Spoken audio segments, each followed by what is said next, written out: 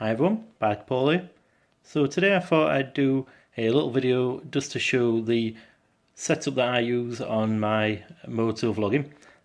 So I've only done one motovlog video which has been uploaded to YouTube so far. However, I have used the GoPro that I'll show you in this video for a couple of years now, and the two microphones I've tested quite a lot.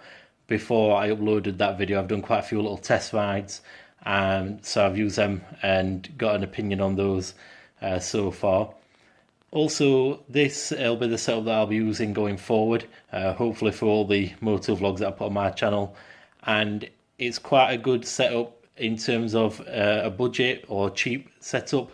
So if you're looking to get into it, most of the cases and mics and so on that I'll show you in this video are pretty good at an entry level kind of price point of view.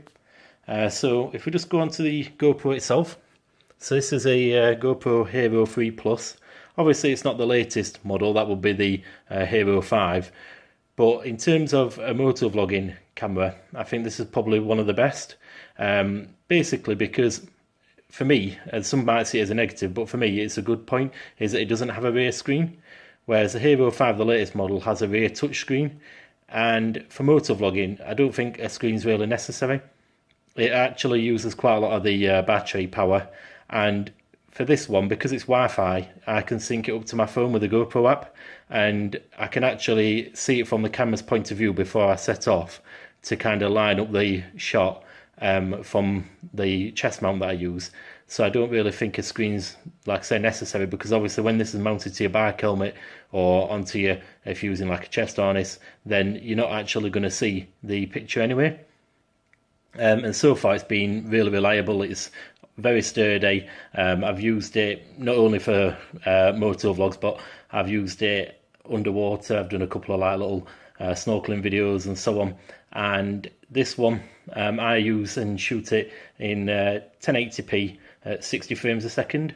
Obviously, again, with the newer model, you can do 4K videos, but in all honesty, most of the ones that are on YouTube are 1080, and I think it's mainly because of the time it takes to upload videos, and also with a lot of kind of viewers who are going to be on YouTube, I don't think that many will actually be looking to watch videos in 4K, or maybe I'm wrong, but personally I've not got any kind of 4K monitors or screens or devices, so for me 1080 is pretty much all I need.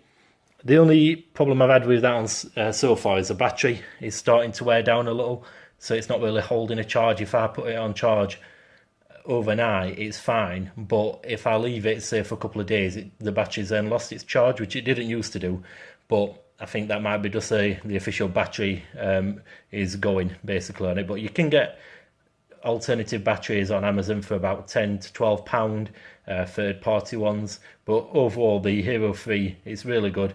Like I say, I've used it for a couple of years. You'll see some of my videos from when I was on my Triumph. Obviously I weren't doing the actual talking or vlogging on those videos, but it's excellent in terms of its picture quality, and with a GoPro there's always loads of different accessories and mounting options, as opposed to maybe a drift camera, which is another one I was looking at, but I think with the GoPro they're more universal, so it's easy to get accessories for.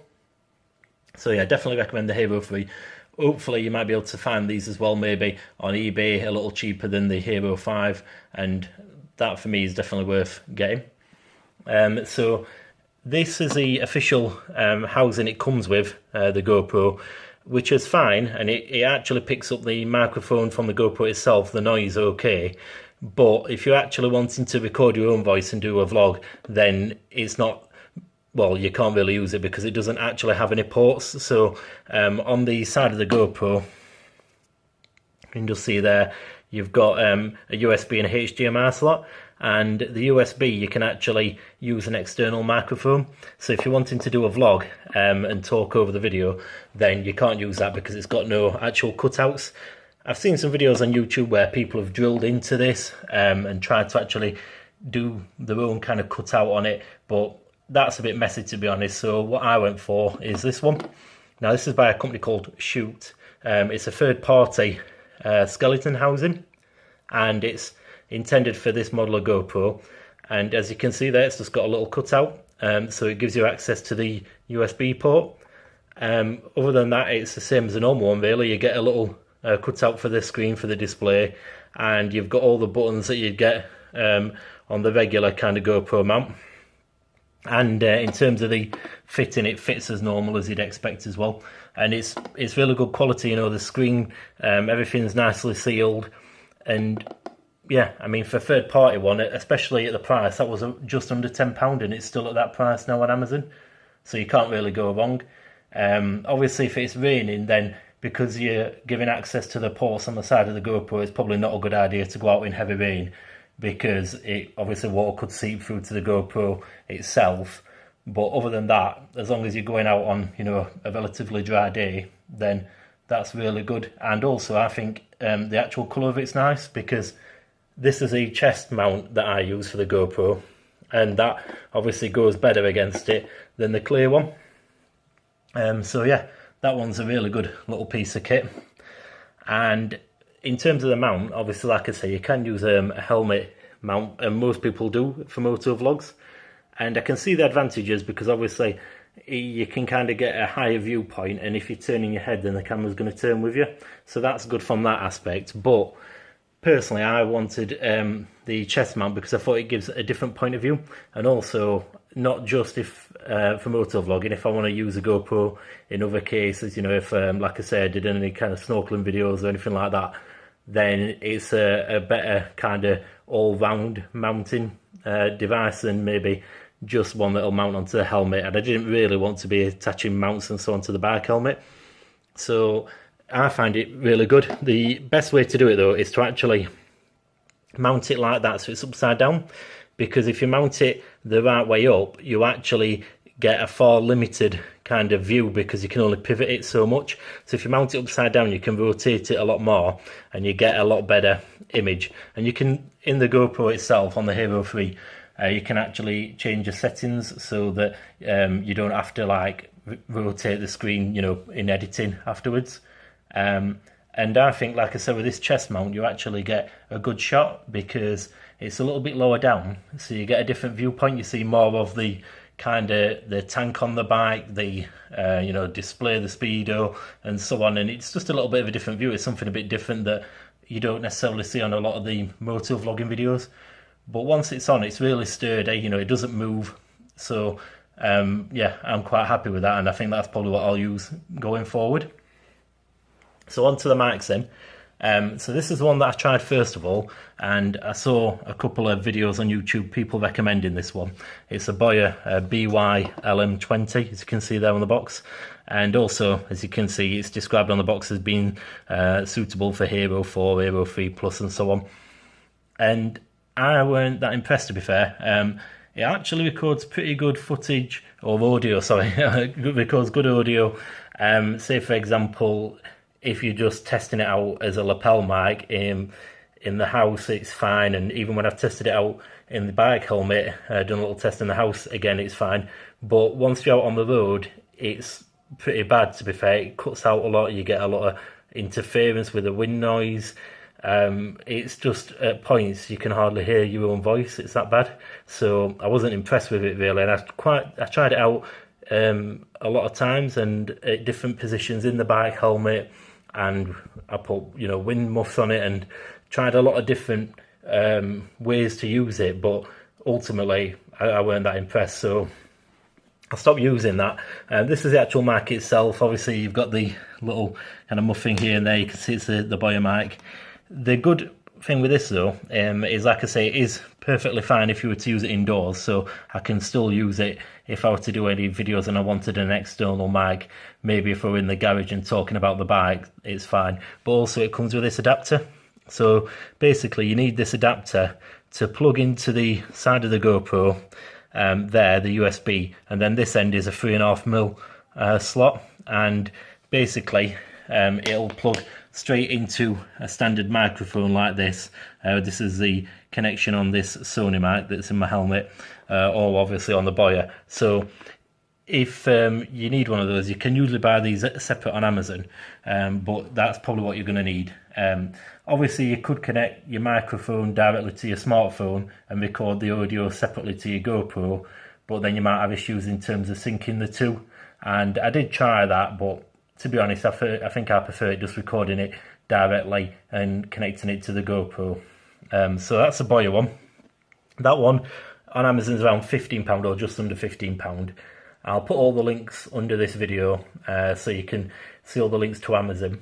And this one is the one that I've settled on. This is a Sony mic. Again, I'll put the model numbers and so on under this video. It's the ECM CS3. I saw a lot of good reviews of this, and it's excellent. It's 10 times better in my opinion to the Boya one. And this is especially on the road. You're obviously going to hear a little bit of wind noise, but it doesn't cut out. You don't get half as much interference. And the other mic tended to buzz a lot, so it was quite bassy, which I've not found on this one so far. And this is the way I actually mount it in the bike helmet. So I've got the cheek pad here. It's just Velcro. So I just put literally the mic there, and I just kind of pull it down until it's snug, and then just clamp it in place with the Velcro. You can get it quite a tight fit, and I don't use any tape or anything. Once it's pulled down and pushed in, it does fit pretty tightly. But if I just pull it through, you can see it here. So it's a stereo mic, which I believe is better or different to the Boya one. The Boya mic is only mono, so this one's stereo. I just leave that clip on. I mean, you could probably take that off with, you know, some kind of screwdriver or so on, but I've just left the clip on. And yeah, the actual quality on it is excellent in terms of the audio. So like I say, you do get a little bit of wind noise, but definitely an improvement over the Boya. And if you watch my latest video, like I said, the Motovlog, you'll hear it performs well at different speeds. So in that video I'm doing around 40 and 50 mile an hour, and you can't really tell any difference, to be fair. So yeah, really impressed with this one so far, and it's actually a little bit cheaper than the Boya as well. So that one is £14 or just under £14 on Amazon, and obviously you're getting a bit better in terms of, well, in my opinion, a brand name, you know, Sony. So I'd expect the components and the quality of it to be a little bit better as well. This is my AGV K3SV helmet, by the way. I've done a review of this. Again, it's on my channel if you're interested in that. The front of this helmet, I don't think it's perfectly suited to motovlogging, to be honest, because it actually comes out quite far. If you can see that, it's not that rounded as some helmets are, so it actually leaves a bit of a gap at the front, and that lets a lot of wind into the helmet. So yeah, it could be better. You might actually get even better results with this mic, but on a different helmet.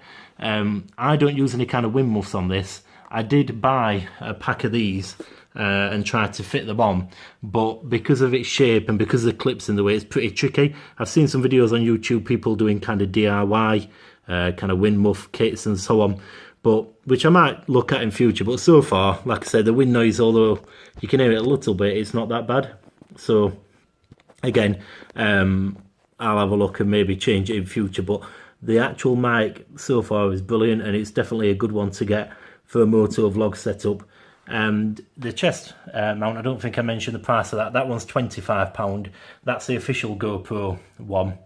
There will be third-party ones available, I'm sure. I've had that for a while.